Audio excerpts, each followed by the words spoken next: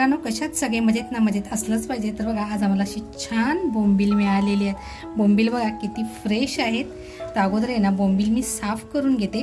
तर बघा, बोंबील साफ करणं फार काही अवघड नाही आहे. अगदी मस्त आणि पटकन बोंबील साफ करता येतात. अगदी सोपी पद्धत आहे. मी बऱ्याच वेळा आपल्या चॅनलवर दाखवलेली आहे, तरी पण आज मी दाखवते परत एकदा. बघा, व्यवस्थित आपल्याला असा बोंबील साफ करता येतो. बोंबीलमध्ये जे पाणी असतं ना एक्स्ट्रा, ते कसं काढायचं आपण नक्की पुढे हा व्हिडिओ शेवटपर्यंत बघा. तुम्हाला कळेल की अगदी झटपट आपल्याला कसं हे करता येईल.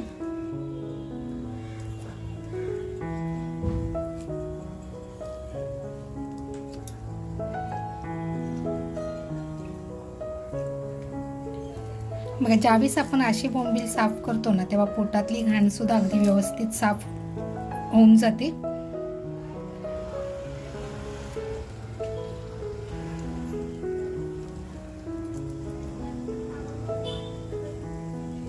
आणि बोंबील सुद्धा बघा आपल्याला व्यवस्थित साफ करता येतो. बघा, आपले बोंबील साफ करून झालेले आहेत. आता मी हे कट करून घेते. म्हणजे हे जे शेपूट आहे,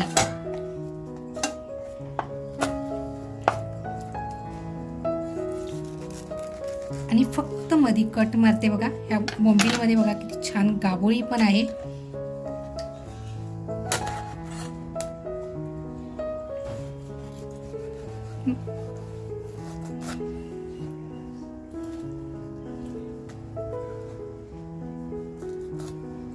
बघा, अगदी व्यवस्थित आपला बोंबील कट झालेला आहे.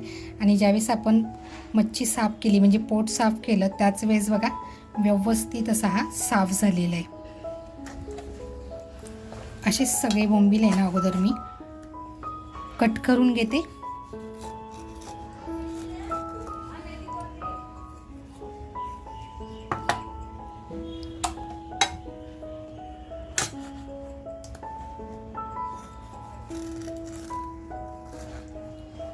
बोंबील बघा किती फ्रेश आहे. तुमच्या लक्षात आलं असेल, प्रत्येक बोंबीलमध्ये गाभोळी आहे.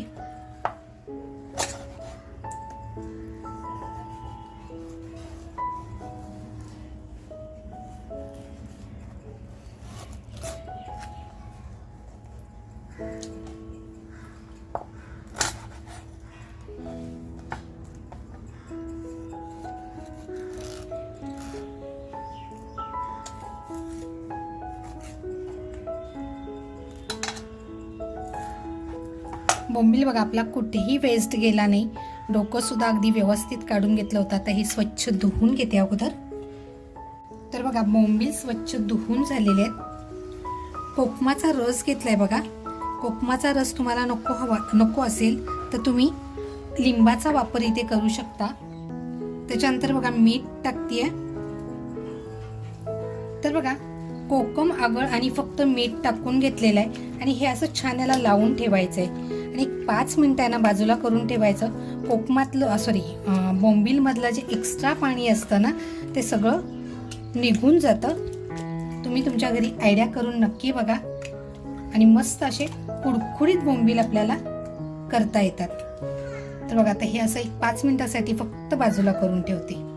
तर बघा, 10 मिनिटं बोंबील ठेवले होते. बोंबीलचं बघा पाणी कसं छान असं बाजूला झालेलं आहे. आता हे आपल्याला बाजूला काढून घ्यायचे.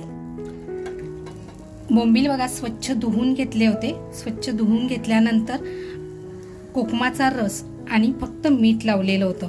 तर आता हे आपण थोडेसे पाणी काढून बाजूला करून घेऊया.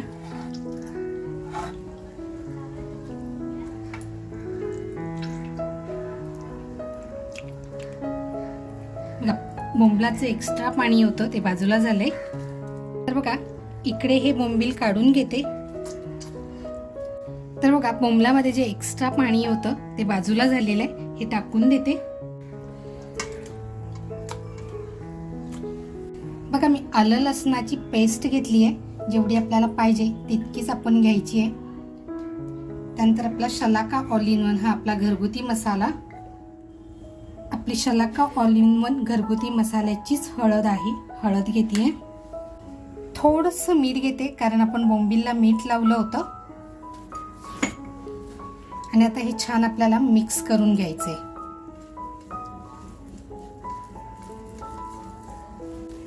बघा आता हे आपलं छान असं मिक्स झालेलं आहे. आता हे जे बोंबील आपण घेतलेत पाणी काढून, ह्यांना हे सगळं असं लावून घ्यायचंय. आपल्याला जर असं वाटत असेल की आपला मसाला फार घट्ट झालाय, थोडंसं कोकमाचा रस टाकून घ्यायचा. बघा असं मस्त बोंबीलला आपल्याला हे लावून घ्यायचे.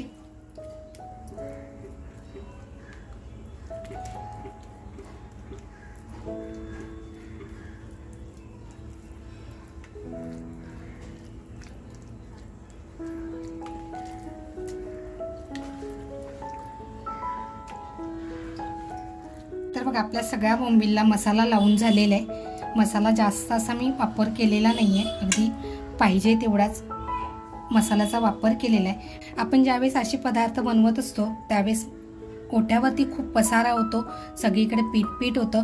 म्हणून बघा हे मी फ्लिपकार्टवरनं छोटंसं मॅट मागवलेलं आहे. त्यावेळेस आपण पिठाचा वापर करतो त्यावेळेस पीठ सगळीकडे पसरलं जातं आणि पूर्ण ओटा खराब होतो. तर हा ओटा खराब होऊ नये म्हणून हे असं मॅट जर आपल्याकडे असेल तर आपण त्याचा छान वापर आपल्याला करता येतो आणि पसारा होत नाही. आणि दुसरी गोष्ट म्हणजे पीठ जे सांडतं पडतं आपलं ओट्यावरती, ते ओट्यावरती पडल्यानंतर आपला सरफेस हा खराब होत नाही. तर बघा हे मी फ्लिपकार्टवरनं मागवलं होतं. जर कोणाला हवं असेल तर मी लिंक देते. तर आता मी इकडे तांदळाचं पीठ घेतलेलं आहे, कोटिंग करते. त्याच्यासाठी बघा मीठ टाकते. आपला शलाका ऑल इन वन हा आपला घरगुती मसाला थोडासा टाकते.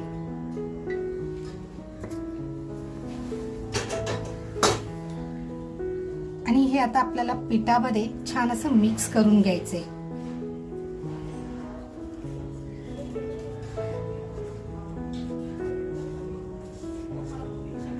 बघा हे आता छान असं मिक्स झालेलं आहे.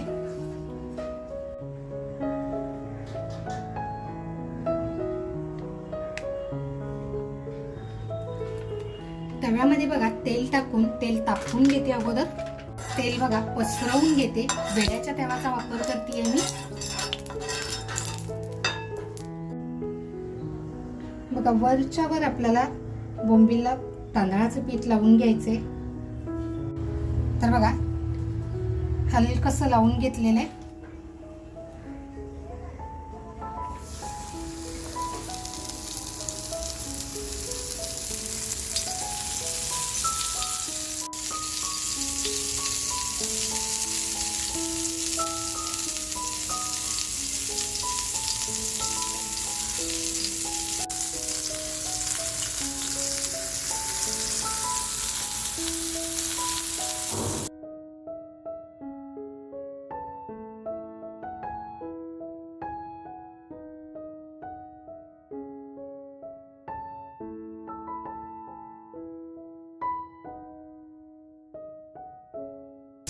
बघा मी म्हटलं होतं ना की आपलं पीठ असं उडतं आणि पूर्ण ओटा खराब होतो.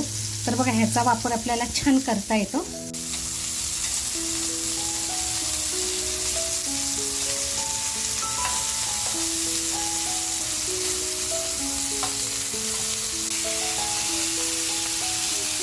हा आत्ताच टाकलाय, त्याला थोडासा झाला पाहिजे, मग आपण पलटी करूया. बोंबील वरून क्रिस्पी वाटला पाहिजे आणि खाताना असा बरी मऊ असला पाहिजे.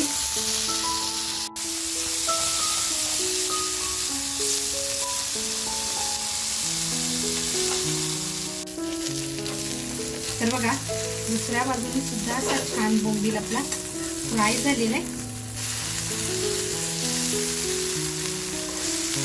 बोंबील खायचे म्हटले ना तर ते जास्त कडक पण नको आणि जास्त नरम पण नको.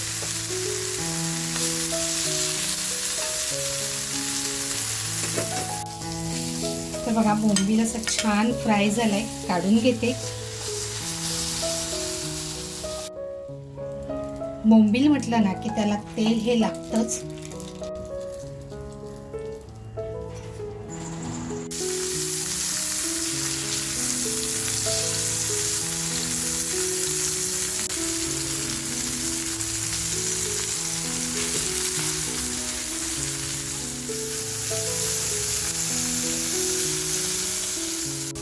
तर बघा अजिबात कुठेही पीठ सांडलेलं नाही आहे आणि व्यवस्थित आपलं पोटा जो आहे तो स्वच्छ राहिलेला आहे. बोंबील असे छान क्रिस्पी फ्राय झालेले आहेत. गरम गरम बोंबील आणि भाकरी, हा हा एक नंबर. तर बघा मित्रांनो, आज बनवलेले बोंबील फ्राय ही रेसिपी अगदी बोंबील साफ करण्यापासून बोंबीलमधलं एक्स्ट्रा पाणी निघेपर्यंत आपण बोंबीलला कसं पटापट करू शकतो. तर ही रेसिपी तुम्हाला कशी वाटली, आवडली असेल तर नक्कीच लाईक करा. लाईकबरोबर हाईपचं बटन आलेलं आहे, हाईपचं बटन प्रेस करून पुढे जाण्यासाठी मदत करा. त्याचबरोबर अजूनपर्यंत चॅनलवर कोण नवीन असाल तर सबस्क्राईब करायचं राहून गेलं असेल तर नक्की सबस्क्राईब करा. मस्त खा आणि स्वस्त राहा. आपल्या मित्रपरिवारामध्ये शेअर करायला विसरू नका. त्याचबरोबर स्वतःची काळजी घ्या. थँक्यू.